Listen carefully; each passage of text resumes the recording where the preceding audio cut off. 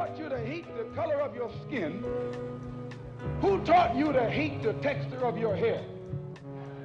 Who taught you to hate the shape of your nose and the shape of your lips?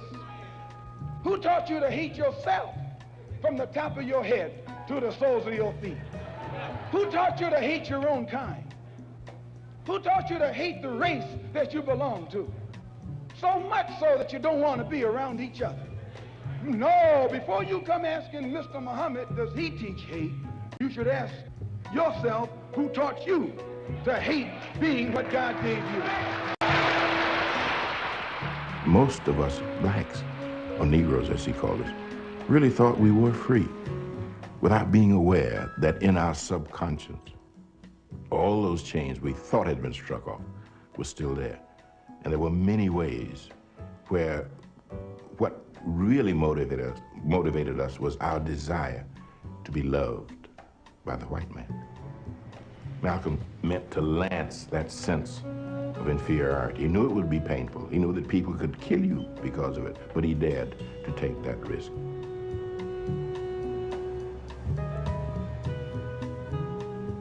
He was saying something over and above that of any other leader of that day, while the other leaders were begging for entry into the house of their oppressor. He was telling you to build your own house. Welcome to the Gilchrist Experience. As we watch Malcolm and that old piece, we go back to our great philosopher, John Henry Clark, and talk about how we were back in the 60s. And we update ourselves to the 2004. And, well, we're going to spend a little time on the election of 2000 and what happened in Florida. My guest today is Michael Hardy, the National Attorney for National Action Network. As you all know, Reverend Sharpton was down in Florida looking into a lot of the problems we had last time in Florida for this new election, 2004, and how the Republicans actually stole the election. Welcome to the show today, Michael Hardy, Attorney Michael Hardy. Welcome to the show, Michael. How you doing, Winston? Good, man. You know, so it's always so inspiring watching your opening sequence there. Isn't that something? Yeah, it's very, very inspiring.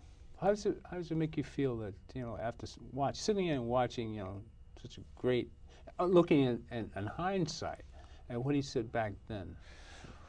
I mean, sometimes it makes you feel like, there's always more that you could be doing because they did so much.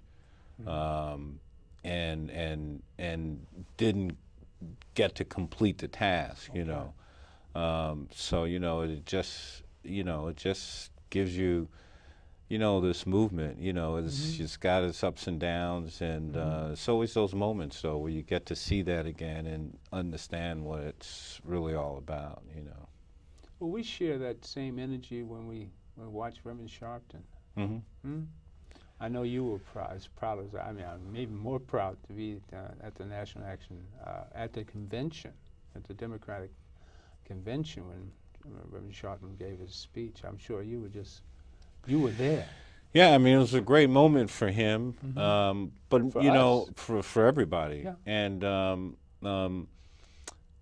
but more important, he really, there was all this debate about the time that he took. He took the time that he did take. At least he spoke about some real substantive things, and said some things that needed to be said in an environment that needed to. It was kind of funny watching, the entire convention hall, jump up while he's talking about reparations. It's like, you got all these white folks clapping for reparations. That was kind of funny. Right. But anyway, it was a moment, a moment in our history. What was it like, watching this film that I gave you to watch, Unprecedented? Well, you should probably tell folks what Unprecedented is. You could probably tell them, but it was an interesting film to watch. I mean, it was about basically how they stole the 2000 elections. All right. We'll talk a little bit about, what Reverend Sharpton's purpose was to go to Florida. But right after we run this piece, it's just a short piece. I think a lot of you saw parts of it last week, but we're going to try and analyze what this is all about. And it's called Unprecedented, the 2000 presidential election. Roll the piece for us, please. This is how long?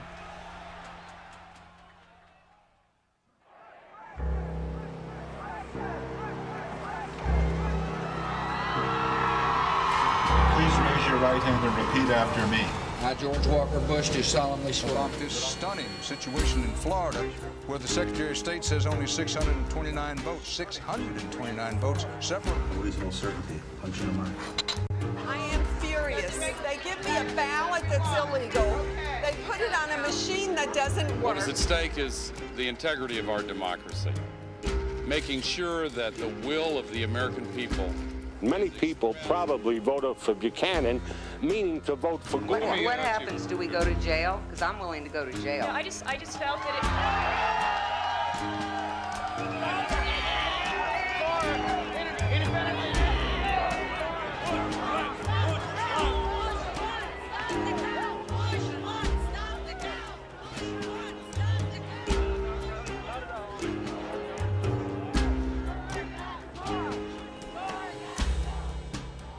It was mass confusion. At 7 o'clock when the polls opened, we knew that there was a problem because people were walking out of the polls distraught, calling their husbands, calling their wives, telling them to be careful. I'm a veteran from 1942, Marine, Purple Heart. I'm entitled to my vote. They're just taking it away from me. statewide we had complaints of everything from police intimidation, police threatening people with tickets for loitering who happen to be standing in line. We've had reports of people being required to produce multiple pieces of identification when they have a valid voter registration card. There's no such requirement under Florida law. On Election Day, I got calls from a lot of people who complained that they had gone to vote and that the local precinct didn't have their name on the list. They said, I don't have my name there. Why my name is not there? So they sent me to see a clerk. There were no bilingual pollers. There were no bilingual translators. There was no one there. You know, the story of the 2000 presidential election is a multifaceted story that has to do with decision-making at a lot of different levels and inconsistencies in policies and in voting systems and technologies. But the story of the 2000 presidential election started long before Election Day.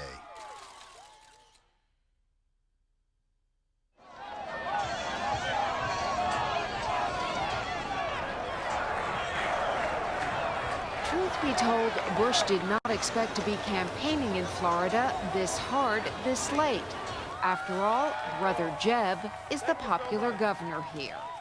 I told my brother that we were going to carry Florida for him. Is that going to be a truthful statement? It better be.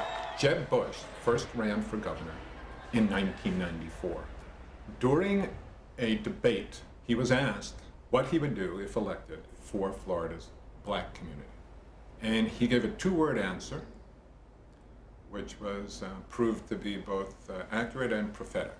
I mean, his answer was probably nothing. That answer galled the black community. Jeb Bush lost in 1994, but he won in 1998 with only 10% of the black vote. You've honored me beyond measure by asking me to lead Florida forward into a new... And he was asked, what he was going to do to reassure black voters. And he said, I guess I'm going to have to reach out to that community. And what he did was reach out and take away almost all the affirmative action programs in the state. Furious, the state's black leaders started to organize. We had one of the largest demonstrations ever in Tallahassee, the state capitol, protesting against Governor Jeb Bush's One Florida initiative. There is increased interest, and it's not going to end with this year. Blacks decided right then that they were going to mount a voter registration campaign All the civil rights organizations from around the country had offices set up here in Florida. We did tours around the state, going into rural communities, urban communities, community centers, all the way up to corporate buildings. We had cards that people signed that said they were going to bring 5 people to the polls with them. So it was an early voter mobilization program. It's a union, it's a statement, all of us coming together saying that we're not just here. We want to make a difference. Have we forgotten why my grandmother was hosed down? Their efforts paid off. 65% more black voters went to the polls than in the previous election. I'm voting Democrat all the way. But when Election Day came, there were unexpected obstacles. As the precincts closed later that evening, we began to get reports here in the Student Government Association from just different students about either not having their voter registration card, going to their precinct that they had voted at before, and now being told that they weren't on the roster, that their names have been purged. Many more irregularities were confirmed when the NAACP held hearings a few days after the election. I showed the poll worker my identification, and he looked at the roll, and he looked at me, and he said, "We have a problem, you're not on the roll." I did nothing wrong. I voted in this county. There's no reason why I should not have been on that roll, but I was not on that roll, and I was not allowed to vote. These irregularities were reported throughout the state. This effort is to establish a record, a public record, that will further assist the Justice Department, which doesn't seem to be actively trying to establish its own record, with respect to whether or not there have been violations of civil rights and civil rights law, and maybe. But the most serious voting rights violation was the misuse of something called the felon purge list. There was some type of... That's the worst one. Welcome back. Everything you see there is upsetting. You know, after we talked earlier about the struggles that we had in the 60s and, you know, the fight to, you know, to get the right to vote. And then in 2000, you know, we're supposed to be ahead of ourselves, really. You know, we're talking about 40 years later, and all this stuff goes on. Where's the legal system in all this? As an attorney, those are the federal courts that the judges of the Supreme Court now were, except for 2 that were appointed by Clinton, were all appointed by Nixon, Ford, Reagan, and Bush 1. Right. And so you've seen a court in its rulings that have really narrowed, the scope of basic civil liberties on every level, and a court that is, very predisposed to what the conservative viewpoint is in this country, as probably best shown by the Fourth Circuit Court of Appeals, which is currently handling most of the terrorist-related cases. But, here in Florida, you see, I mean, in 2000, everyone has written about it. Right. It's like it is absolutely no secret. I mean, the election was stolen outright. Right.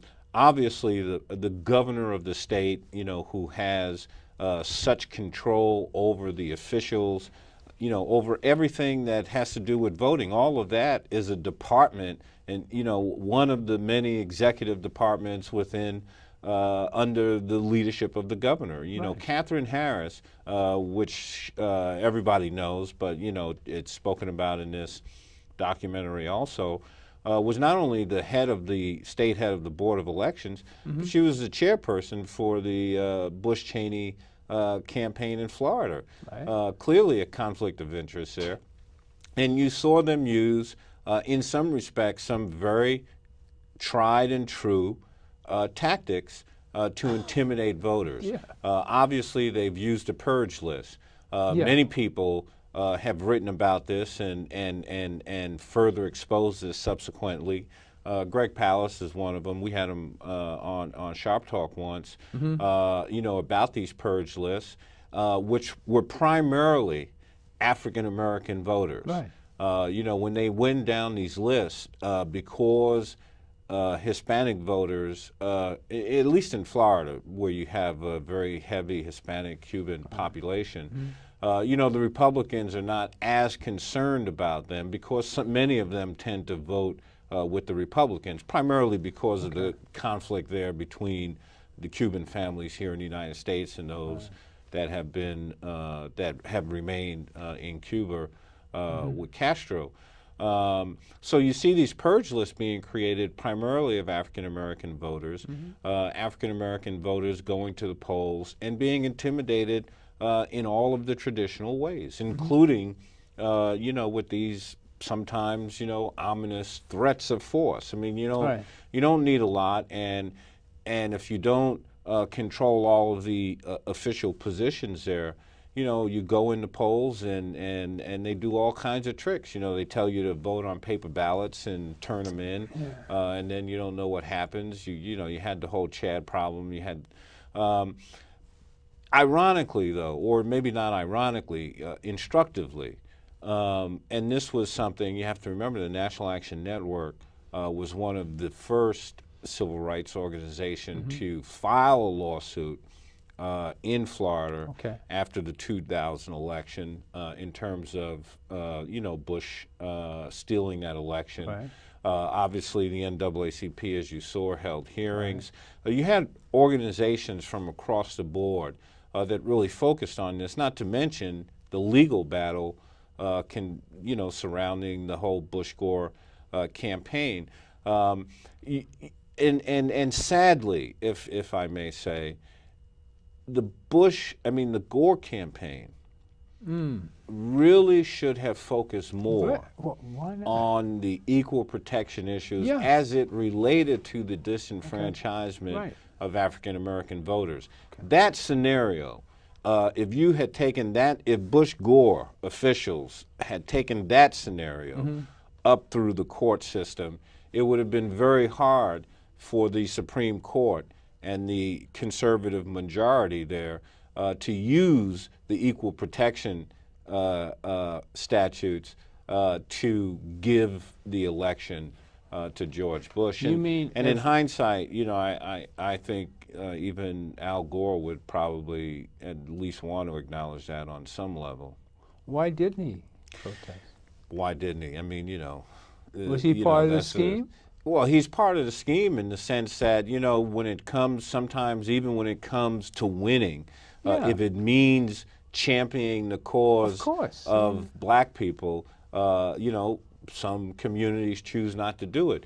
In some respects, you know, you could say that about, you know, the Gore-Lieberman campaign, that they lost an opportunity there to really fight that nitty-gritty in the same way that the Republicans fight these battles. You know, the Republicans, they take no prisoners, you know. If you looked at this last convention that they did here in in New York City, you know, they have a take no prisoner approach. And they know how to go at you. They know how to diminish you to whatever it is that they're trying to do. In Kerry's case, you know, a flip-flopper, a fifi, you know. You know, they're very good at that. And you know, Democrats sometimes just don't know how to just come out swinging and fighting in as determined way as is possible, and part of that is over their own racial conflict sometimes, and you know, that's just a fact. And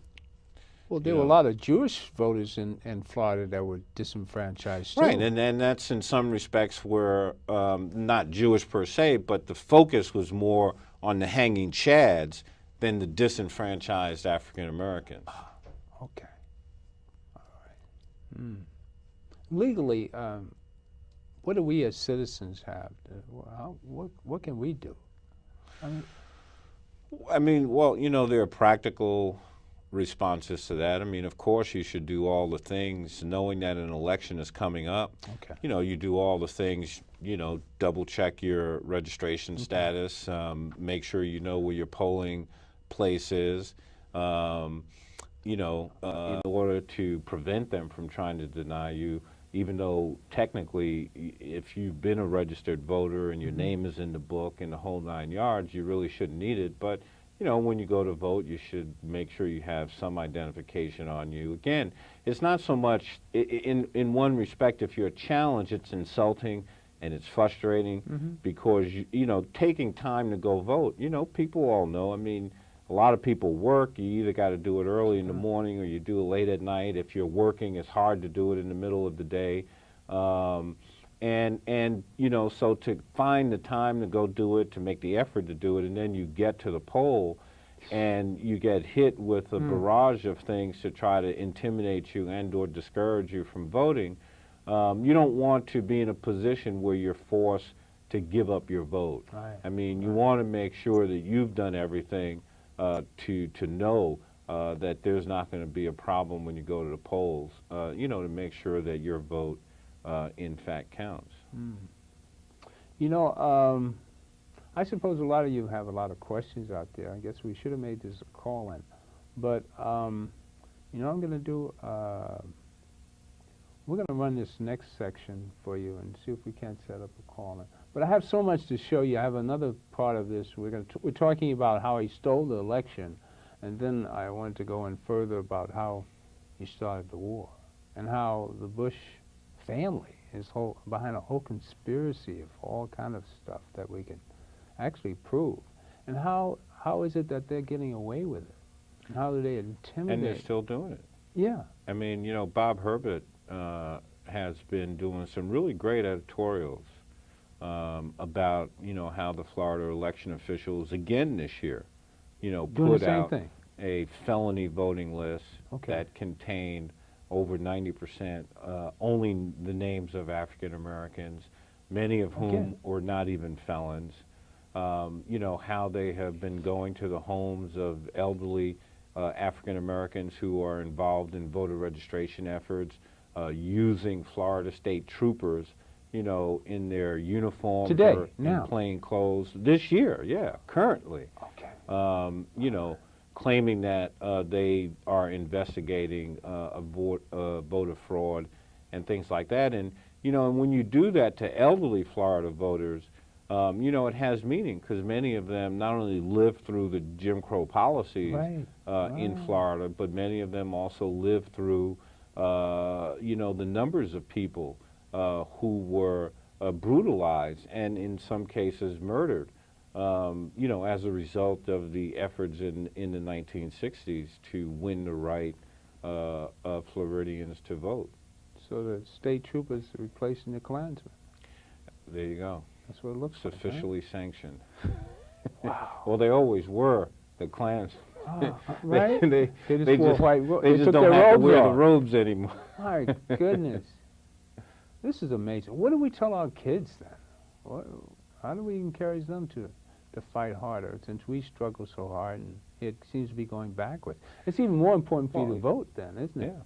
Well, I mean, the education. I mean, you know, first of all, you know, every opportunity young people get to participate in the movement, you know, they should take it. But like, you know, getting young people involved is very difficult. But I think now you have a lot of people, including the whole hip-hop movement with Puffy and Russell Simmons and others, you know, that are really going out to do voter registration drives and to bring more young people into the voting process and to make them aware of what that means. And of course, you know, you get into these debates, particularly in our community, you know, why bother, you know, who's running and this, that, and the other. But, you know, at least I've been saying, you know, going into this election that, you know, in the end, you know, the discussion is not so much about Kerry per se, or even that we vote overwhelmingly for the Democratic Party. To me, it's about really maintaining the battlefield in our struggle.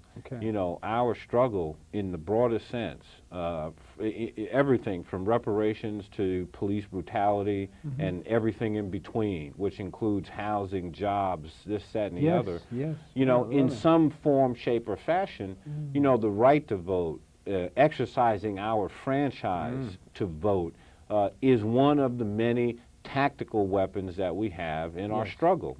And of course, while we're not going to get everything by voting, we still need to use that tool as effectively as we can.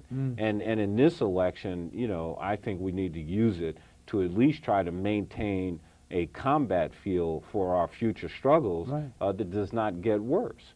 You know, because there are many that are making the argument, you know, that this administration clearly has gone very far to the right. You know, when you look at the Patriot Act and all the Homeland Security Act and all of the things that come as a result of that, all of the liberties and rights and privileges that are slowly but surely being taken away from people in this country. And that, in the end, only makes the struggle more difficult. You know, and I think that's, you know, at least how I'm looking at it. You know, I had planned to run the purging thing, but I think it's even more important that we can go into, I want you to pass one roll in and go to the Vance. I want you to go to the Great Conspiracy. I'll give you a chance to get to that point. I believe it's, you know, it's the one past the purging, and we're going to go to the Great Conspiracy. I think that's even more. You haven't seen this tape. I didn't get a chance. I brought a copy for you. Okay. But it talks about how they started the war. In Iraq. In Iraq. This is very interesting, you know, and there's some interesting stuff in this piece. I just watched it this morning, so I didn't get a chance to really, you know, really talk to you about it. But I think it's important that we can always go back to the Florida election, but hopefully did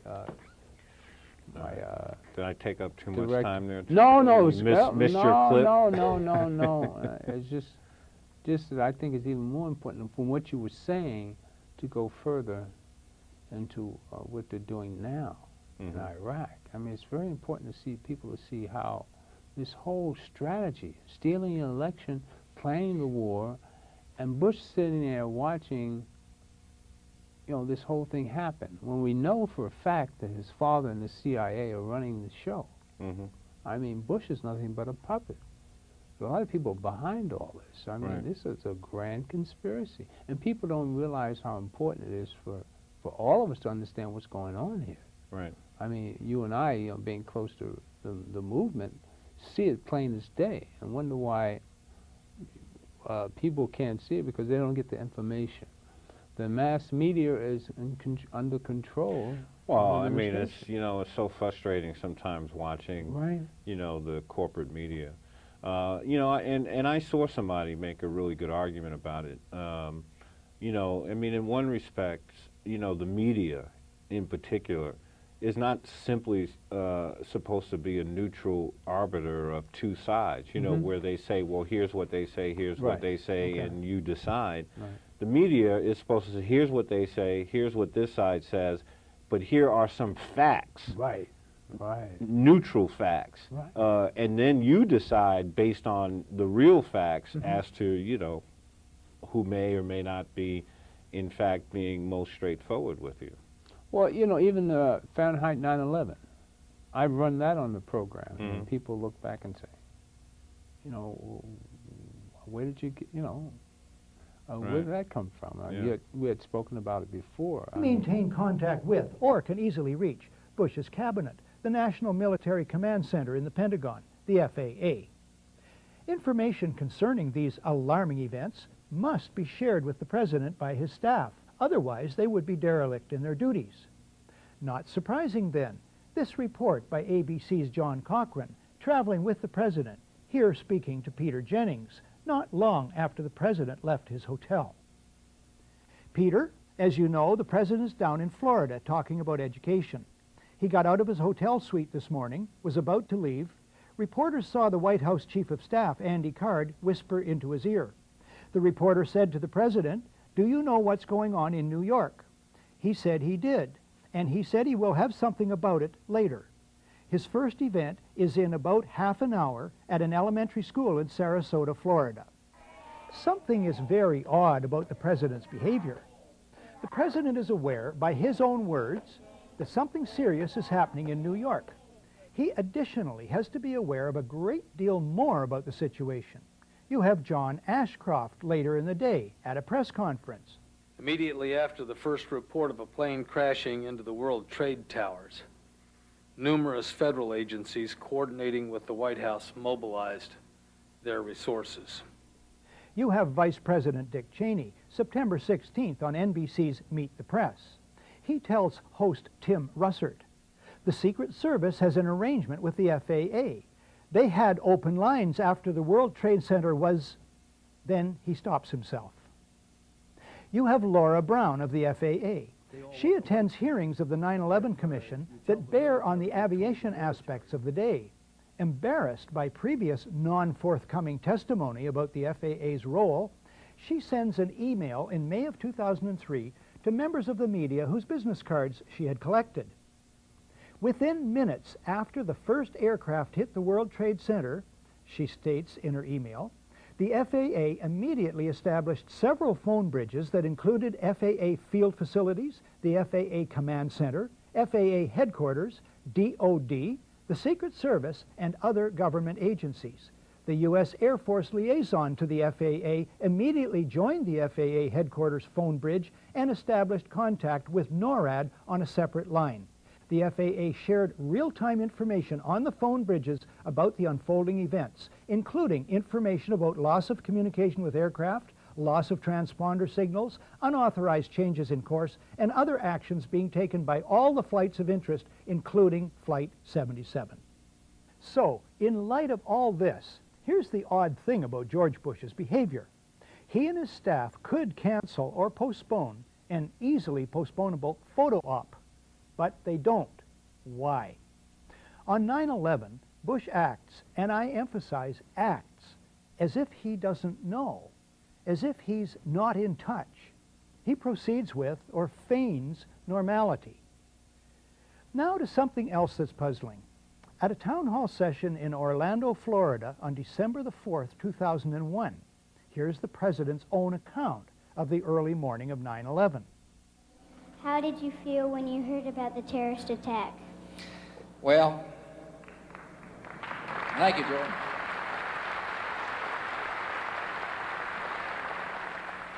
Well, Jordan, you're not going to believe what state I was in when I heard about the terrorist attack. I was in Florida. And my chief of staff, Andy Card, well, actually, I was in a classroom talking about a reading program that works. And I was sitting outside the classroom waiting to go in, and I saw an airplane hit the tower of a TV. You know, the TV was obviously on. The president tells us he sees, on an ordinary TV set outside a school classroom, the first plane hit the World Trade Center. He gives the oddly reinforcing detail that, quote, the TV was obviously on, unquote. He continues. I used to fly myself, and I said, well, there's one terrible pilot. And I said it must have been a horrible accident. But I was whisked off there. I didn't have much time to think about it. Didn't have time to think about it. As if his being told, time to meet the kids, Mr. President, stops all his thought processes concerning the remarkable image of what he's told us he's just seen on an ordinary TV, on top of all his knowledge of the unprecedented situation from earlier in the morning.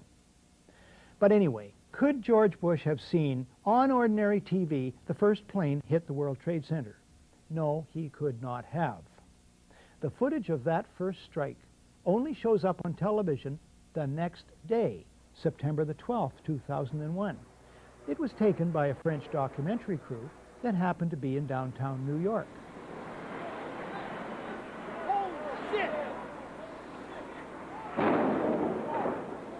The Orlando Town Hall session takes place 7 weeks after 9/11, so it can be suggested Bush confuses the second plane with the first.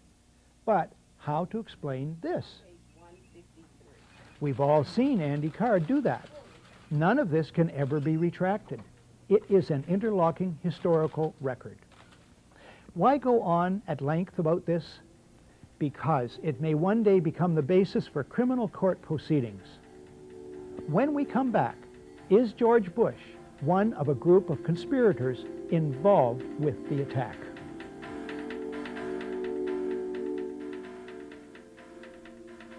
Welcome back to...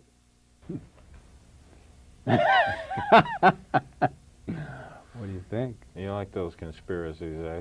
Well, Hey, I mean, look, I'm just you watching know, I mean, documentaries. you right? know, if you know, what's kind of interesting is one is that he was in Florida, the state that, you know, he stole the election in the state of his brother.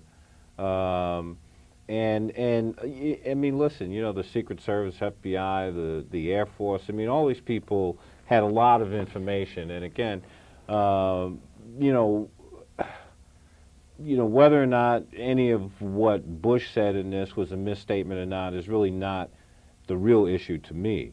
You know, it might have been a conspiracy. Clearly, once it happened, the Bush administration seemed to be well prepared for how they were going to capitalize on this to bring about a very oppressive and almost quasi-fascist agenda in this country with regard to the laws that were immediately passed in terms of the Patriot Act and everything else. And it also seemed to be an obvious time and a perfect time for all of their friends to be in a position to, you know, war profiteer, which is why, you know, Halliburton and the Cargill Group and all of those groups that have very strong connections to the Bush family are in the best position to benefit from a war, any war for that matter, but in particular then when you begin to steer the war towards Iraq. And we already know that Bush and them were looking for an opportunity to go after Saddam Hussein in a more aggressive manner. We already now know you know, that clearly he lied to the American public about the reasons for going into the war. So, yeah, you know, I mean, do I agree about the conspiracy as this clip just really showed? I mean, I don't know. I mean, because I really can't say what was in Bush's head. He might have been mistaken between the two, or, you know, he might have been whatever. But I don't think that's important. I think what's important is that they've clearly taken it in order to conspire to bring about an agenda that has been absolutely brutal towards the basic rights of the American people and that have set this country in a direction in terms of its world standing and everything else that's going to be hard to bring it back, not to mention all of the young men and women who are dying in Iraq. I mean, to me, if you're fighting a war on terror, you know, and Osama bin Laden is still out there giving the greatest hits, you know, the greatest tape hits every few months, or his second comes forward and releases, you know, the new hit tape of the week, and you haven't even found him. They don't even talk about Osama bin Laden at the Republican convention here in New York.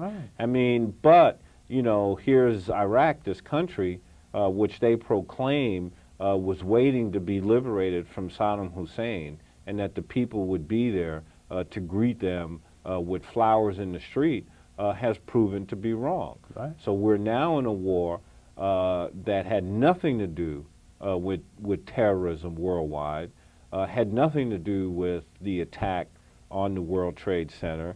And how do you really honestly, if you're George Bush, if you're John Ashcroft, if you're Dick Cheney, how do you really look a parent in the eye and say that your son or daughter or husband or wife or brother or sister died in Iraq for a good cause? I mean, or for a just cause. I mean, you really can't. And I think that's what we really need to be battling against. I mean, the notion that people could be considering giving George Bush a second opportunity when he lied to you, when he's done nothing about, you know, the economy and all of the issues here in this country. I mean, he's given the tax breaks to the rich in terms of our community where education and public education is so important. What have they done? You know, they put these programs forward. They give it a very good sounding name, No Child Left Behind, when in fact, you know, it's really an oxymoron, because under their policy, almost every child is being left behind. The charter school programs are not working. The companies that get these contracts are making money while the charter schools themselves are suffering, and they're using and getting public monies to run those charter schools. So, you know, you've done nothing to support the basic economic and health considerations of your population, and you say, well, you know, I've done nothing about health care, I really haven't done anything about education, I've done, you know, nothing about any kind of other real economic improvements other than the tax cuts I gave to the rich, but I was distracted fighting this war in Iraq, which I really did need to fight because we now know that Saddam Hussein didn't have any weapons of mass destruction, but give me another 4 more years. I mean, it's really ridiculous. It really is. But a lot of people don't see these clips and really understand what's going on. And you know, but there's enough information out there. I mean, you know, people just need to really, you know, put this stuff together. I mean, you know, it is so blatant and so obvious. And you've had more books. I mean, you know, you can try to compare this to, you know, Bill Clinton, you know, That's a joke. You know, getting a little charge in a side room of the Oval Office to the real crimes that the Bush administration are committing. And you have people, even on their side, like Pat Buchanan, who are saying that they're out of their minds. You know, John Dean, who was part of the Watergate conspiracies, and the Nixon administration put out a book entitled, I believe it was called Worse Than Watergate, where he shows how the secrecy of this administration and the acts that are conducted as a result of that secrecy, you know, far exceed anything that Nixon might have done in Watergate. You have some real crimes going on here, you know, by this administration, and I think it was a crime to lie to the American people. You want to talk about impeachable offenses, you know, to lie to the American people, to mislead them into war, and then to allow your friends like Halliburton to get no-bid contracts and get rich off of the blood of young men and women in Iraq, I think is something that the American people have a chance. You know, you talk about liberation, you know, you talk about all of these things, and Bush, you know, they talk about liberation and liberating, you know, these people from tyranny and this, that. Well, we have an opportunity to liberate some things on November 4th, 2004, and we can start by liberating ourselves from George Bush. Amen. Amen. You know what I'm going to do? There's one more piece. I hope we have enough time for this. It's very little. Well, let's run another 5 minutes of this. I've just been running on. No, but this is great. This is exactly why I'm playing these pieces. Because I'm really curious to see what you have to say about this. All right, just run the next piece, and we'll probably don't have any more than we can't run any more than 5 minutes of it. But I want to hear Michael Ruppert talk about the Bush administration, the cover-up, really. How they covered all this up. The 9/11 report, that's another sham. I mean, it's really interesting.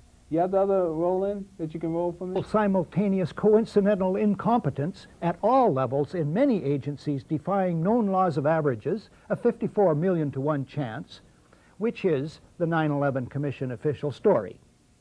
There's another explanation. The U.S. Air Force is neutralized by design. The evidence indicates this is about a 1 to 1 chance. Standard procedures for dealing with aviation emergencies of all kinds have been in place and have worked for years. David Ray Griffin is the author of The New Pearl Harbor, the most widely respected critique of the official story of 9/11. He quotes the Federal Aviation Authority's Aeronautical Information Manual, Official Guide to Basic Flight Information and Air Traffic Control, ATC procedures. It states, if you are in doubt that a situation constitutes an emergency or potential emergency, handle it as though it were an emergency. As for the military, the guiding document is ACC 113-SAOC, Volume 3, U.S. Air Defense Command and Control Operations.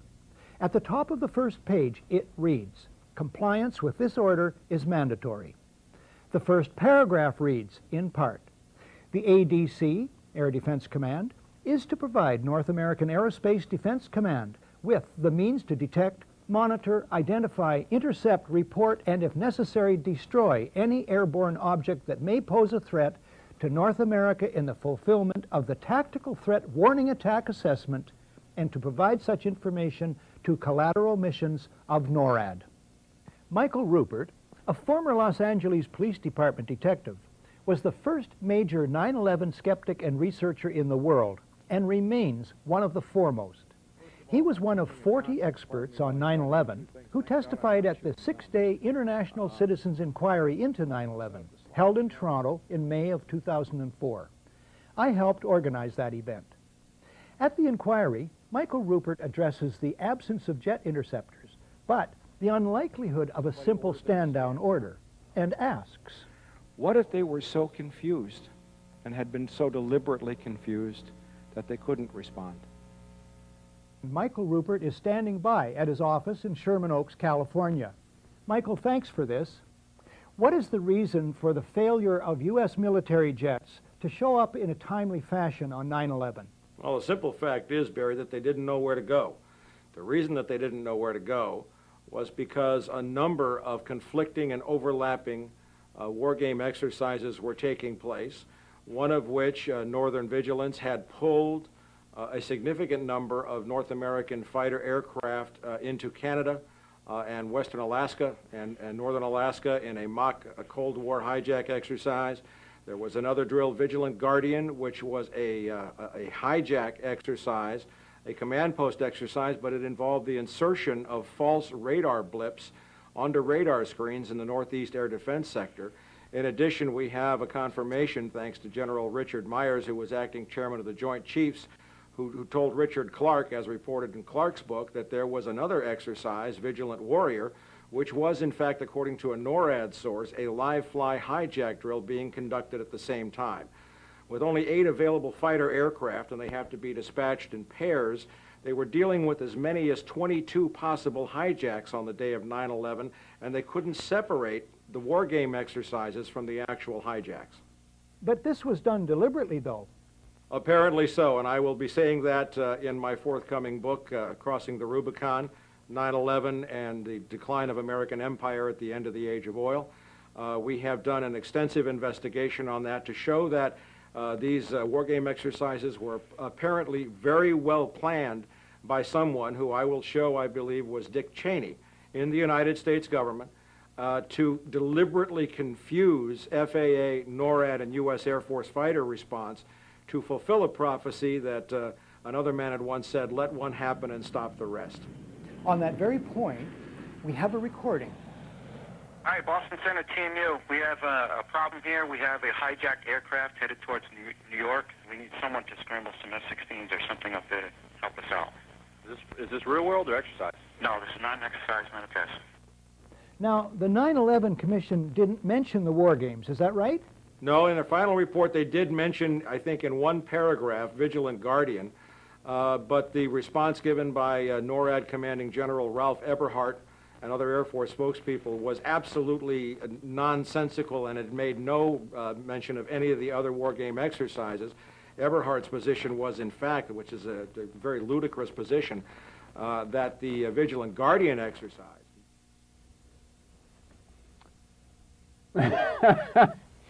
Whoa. Well, I mean, you know, there again, I mean, that's all the more reason, you know, why, you know, I've been saying that, you know, just as black people in this country, you know, I mean, we've really got to continue to be vigilant about what we want, how we want to get it, and where we're going. And again, I think we need to do that and be able to maintain, like I said, a battlefield, you know, in the best possible condition that we can. And to do that, I think that means, you know, making sure that we can get George Bush out of office in 2004. I mean, the facts are there. They all fit together. This man is a danger to the world, let alone to America. But can you imagine people having this information about the war games going on? I mean, no wonder that... Well, I mean, it's like the books that were written about Roosevelt, you know, knowing... I mean, you know, you might know something is going on, but you also know that if you allow something to happen, it's the best way that serves your tactical and strategic interests. And in the case of Bush, it was a pretext for creating wars and bringing in the notion of preemption, you know, as a new American form of superpower dominance. But why is it that nobody in the Kerry administration is bringing out these points? Why doesn't Kerry... Kerry doesn't have an administration, but I think your point is, I mean, you know, campaign. is that they need to, because, you know, they try to be too nice in my view. You just got to go at these guys the same way they're going at you. Of course. You know, you got to throw some heavy blows and then let the chips fall where they may. You think that's a setup too, Kerry? Same way as Gore in 2000? I think it's about, you know, being a leader, and leaders can't worry about what people think about what they're doing. People are going to respect leaders that lead. That's why Sharpton, people follow him. He's a leader. You know, you're not going to be able to please all the people all the time, but you got to know where you're going. You got to know why you're going there, and you got to have a plan for getting there. And, you know, Kerry needs to articulate that a lot better if he's going to beat George Bush. Okay. Yes, very much so. I like to give it a lot of these documentaries to the Kerry campaign. Maybe they should run it on television. They probably have them all, you know. You think but it's on us, too. You know, we're the ones that are going to the poll. You know, it's that old saying, you know, if you steal on me once, you know, shame on you. But if you steal from me twice, that's, you know, shame on me. Right. So, you know, we have a role in this, and that role is to protect our own future. Amen. Amen to that. I'd be very interested in hearing from the public. I'm sorry to, you know, I ran these purposely so I could get Attorney Hardy to give us the legal aspects to all this. And what we should be doing is taking a look at ourselves and making sure that we take care of business, each individual. You see these clips that I run. Thank you for your compliments and putting the information out, but I can't help it. It's what comes to me, which I've got to give to you. And it's being part of a National Action Network that I get exposed to all this stuff, you know. It's heartwarming to be associated with you, Michael. I mean, we've been in a struggle a long time, and just looking at all this. Well, you got all the history because you got it all on tape. Right?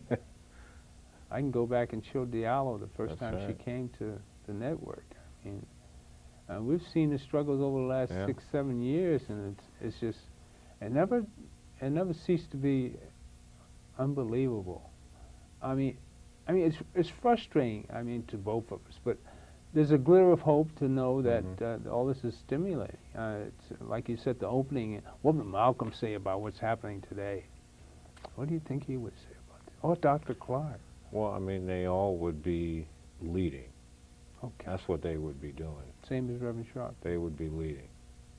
So they wouldn't be running away from the conflict, and they wouldn't be trying to confuse people about it either. Okay. All right. The bottom line is that we all have to participate by voting. So it's no excuse for you not voting. Any of you. I mean, all of you, you don't have to be black to understand the struggle. I mean, you can see what's going on here. What advice would you give the people? I mean, other than what you've said already, but anything else you'd like to add? Stay strong and be black. Amen. Amen.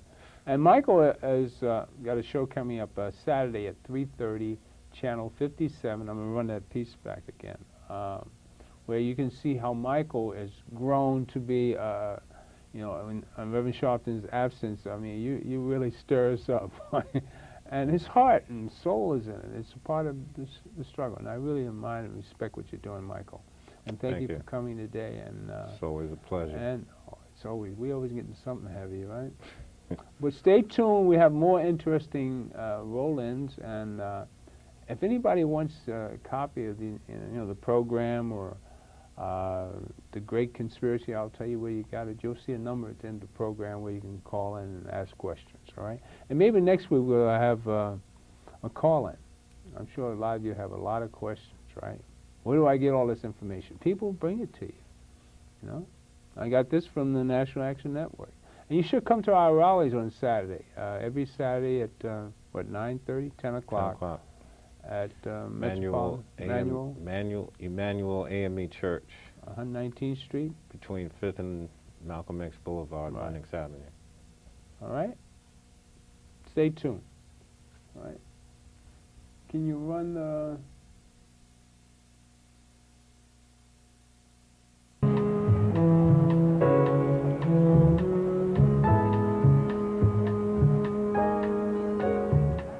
Who taught you to hate the color of your skin? Who taught you to hate the texture of your hair? Who taught you to hate the shape of your nose and the shape of your lips? Who taught you to hate yourself from the top of your head to the soles of your feet? Who taught you to hate your own kind? Who taught you to hate the race that you belong to? So much so that you don't want to be around each other. No, before you come asking Mr. Muhammad, does he teach hate? You should ask yourself, who taught you to hate being what God gave you? Most of us blacks, or Negroes as he called us, really thought we were free without being aware that in our subconscious, all those chains we thought had been struck off were still there. And there were many ways where what really motivated us was our desire to be loved by the white man. Malcolm meant to lance that sense of inferiority. He knew it would be painful. He knew that people could kill you because of it, but he dared to take that risk.